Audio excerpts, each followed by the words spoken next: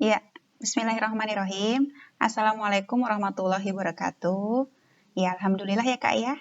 Di pagi hari yang cerah ini kita bisa ketemu lagi, insya Allah belajar bersama lagi. Ya, eh, hari ini kita lanjut belajar tema 1 di subtema 2 ya. Nah, sekarang kita mau lanjut belajar tentang cover atau sampul buku. Yeay. Ya, sebelum-sebelumnya kan kakak sudah belajar ya tentang gambar cerita ya.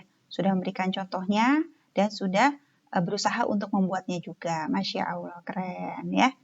Nah, sekarang kita lanjut nih bagian dari gambar cerita yaitu cover atau sampul buku.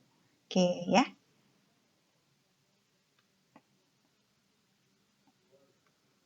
Nah, nih membuat cover atau sampul buku. Apa sih tujuan cover buku itu atau sampul buku itu? Ya, tujuannya di sini sayang memberikan gambaran tentang imajinasi penulis mengenai buku itu ya, buku tersebut ya.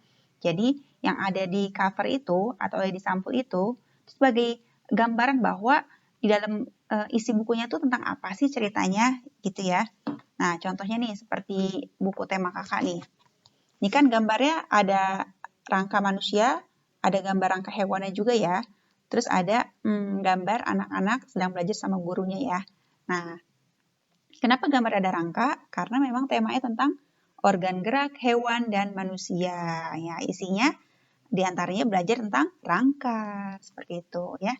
Jadi cover tuh atau sampul tuh sebagai gambaran isi. Ciri-cirinya. Nah, ini ciri-ciri cover buku.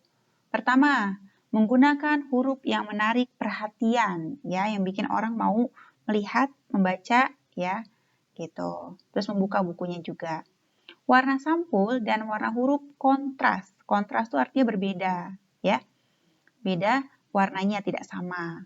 Yang ketiga, menggunakan gambar yang menarik dan cerminan dari cerita di dalam buku tersebut. Jadi, biasanya di cover itu kalau isi ceritanya cuma satu, ya di covernya gambarnya tentang itu. Tapi kalau isi ceritanya ada banyak, gitu ya, kumpulan cerpen misalnya. Nah, biasanya diambil salah satu dari cerita itu lalu dibuat gambarnya, gitu ya. Nah, pasti kakak di rumah punya banyak kan buku-buku kumpulan cerita, gitu ya, kumpulan cerpen, gitu ya, dan lain-lain. Nanti bisa dilihat tuh kak contoh-contohnya. Yang keempat, menyertakan sinopsis pada sampul belakang. Apa itu sinopsis? Sinopsis itu ringkasan ya. Nih sama kayak buku kamu nih, ada sinopsisnya tuh, ringkasan ya. Sekilas gitu tentang isi bukunya. Terus kelima, ada judul, pengarang, dan nama penerbit ya. Judul di sini, terus ini pengarangnya, di bawah nama penerbitnya ya, Erlangga ya. Nih, oke. Itu ciri-cirinya sayang. Lanjut ya. Nah, ini contohnya nih. Nah, menarik ya. Kalau kita lihat dari covernya aja udah menarik. Wah, pasti isinya bagus nih. Nah, biasanya kalau orang ngelihat covernya aja udah bagus kayak gini, orang tuh akan tertarik untuk membuka bukunya dan membacanya. Gitu. Nah, kebalikannya. Kalau covernya nampaknya tidak menarik, mungkin kadang suka enggan ya. Tapi sebetulnya isinya bisa jadi ternyata bagus juga. Gitu ya. Nah, lihat tuh ya. Warnanya ceria. Kontras kan antara warna dasar dengan huruf-hurufnya. Nih, kontras ya, berbeda ya warnanya ya. Hurufnya menarik, terus ada penerbit, ada judul, ada pengarang, ini juga sama nih, penerbit, pengarangnya atau penulisnya, ini judulnya ya. Ini sinopsis nih, yang di belakang ya.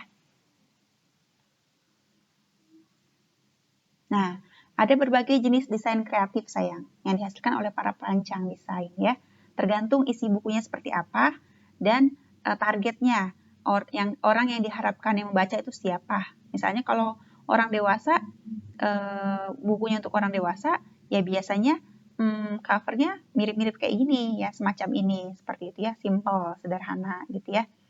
Jadi ini yang pertama ada desain buku dengan dominasi warna tertentu seperti ini nih, hitam, merah ya, yang putih di sini nggak ada contohnya ya.